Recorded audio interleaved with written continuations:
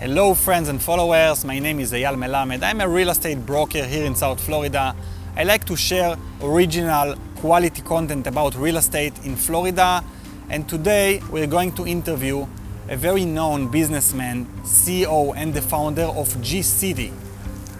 G-City owns hundreds of shopping centers and commercial spaces all around the world, and today we're going to ask the CEO what he has to say about the real estate here in Florida.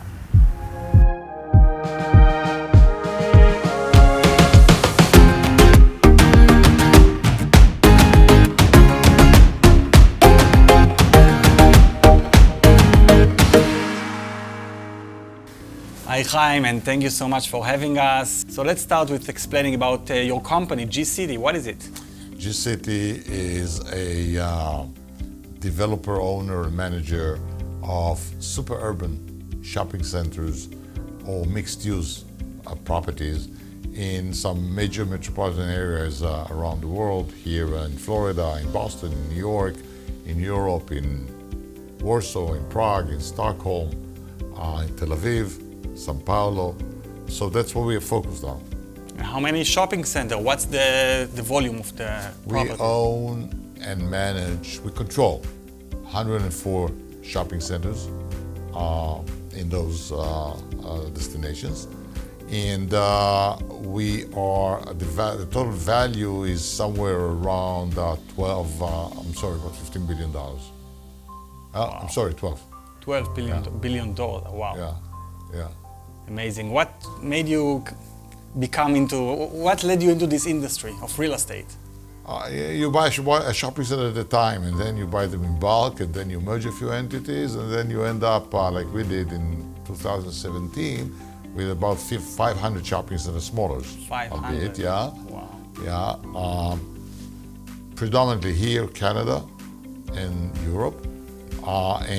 Really in 2017, we made a strategic decision that we don't want to own so many run-of-the-mill shopping centers. We want to focus on unique situations. Scarcity is the name of the game. Super urban, very well connected to a metro mover, to a people mover of sorts. It can be a subway, a bus, or so on, or it's walkable. You know, the walkability index.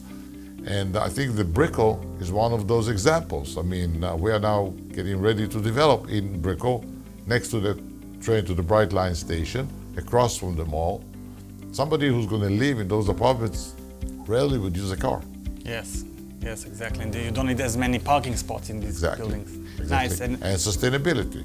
It's cleaner. So you sell at a higher cap rate and you buy in low cap rates, Yes. just because you believe that these new properties will appreciate in value much more. The intrinsic value in those assets is almost unimaginable, and it's up to your imagination, because the locations are such that every government agency, municipalities and other want you to do as much as possible.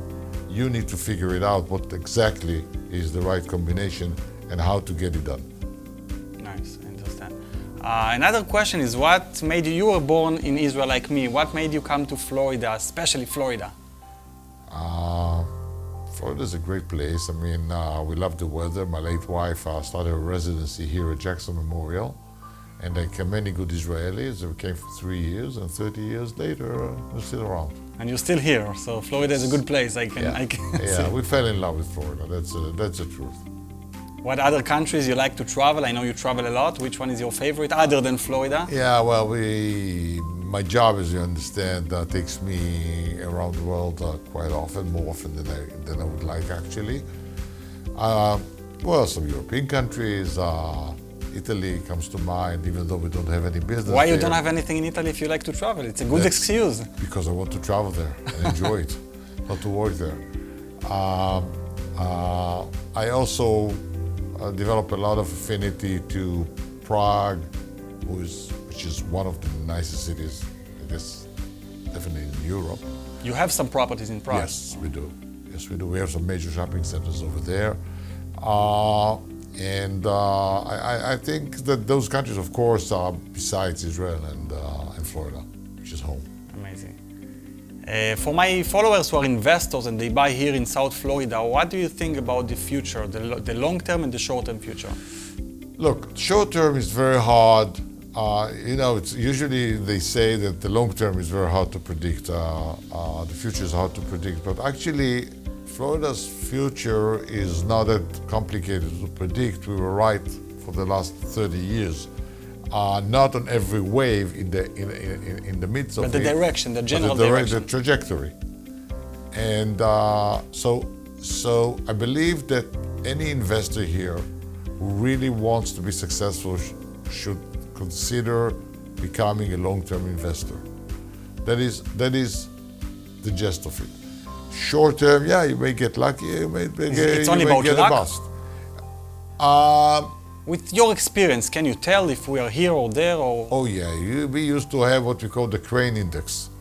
You look at the skyline and you see how many cranes you see, and then you can determine where you are in the cycle. Yeah. So the more cranes, the better? Of course, no. Maybe it's overbuilt? No, of course, the more cranes, you get in there. Florida is still, part of it, I mean not all of it, is still a boom and bust.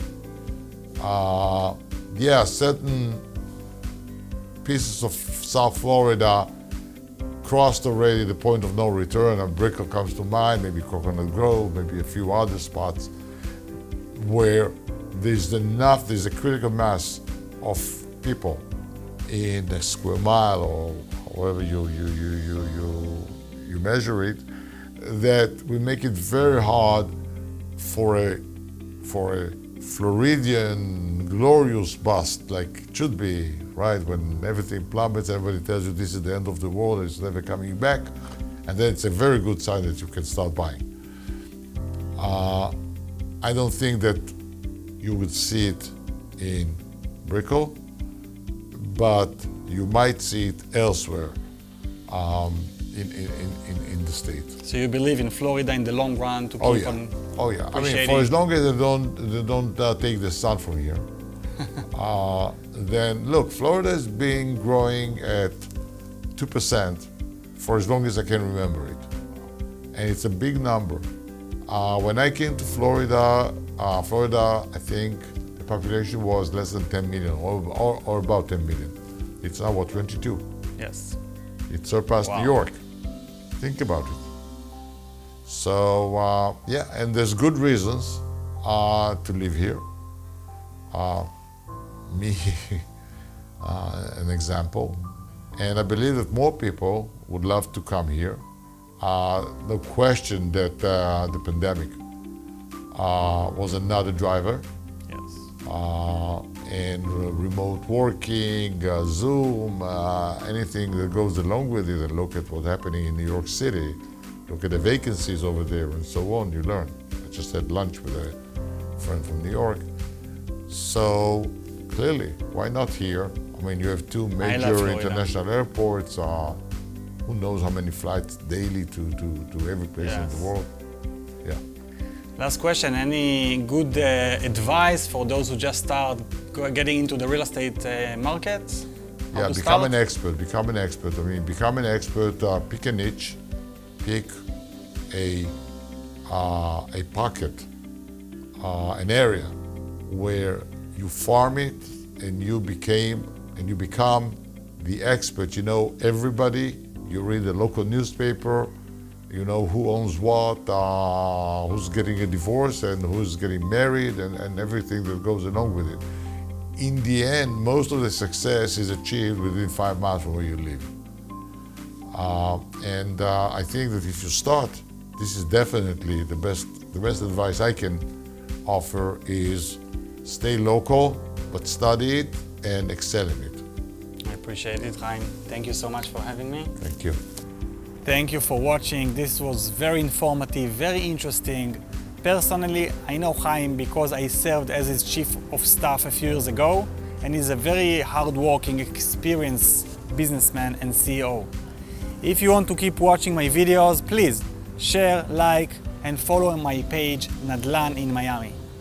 I see you in my next videos.